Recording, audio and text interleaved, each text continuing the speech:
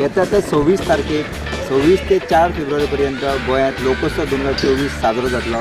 त्याच निमतान देशातले विविध राज्यातले जवळपास 18 राज्यातले लोक हांगासर आपली कला सादर करपाक येतले.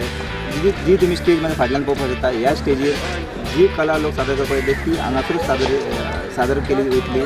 सो अशा तरेचे लोक हांगा आपली कला सादर करतात. तशेंच हांगासर स्टॉल जवळपास 550 स्टॉल हांगासर येतले.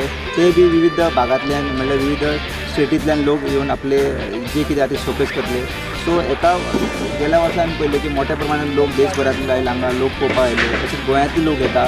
सो अशा तरेन हांगा 2024 लोकोत्सवाची तयारी सद्या जोरदार चालू आसा.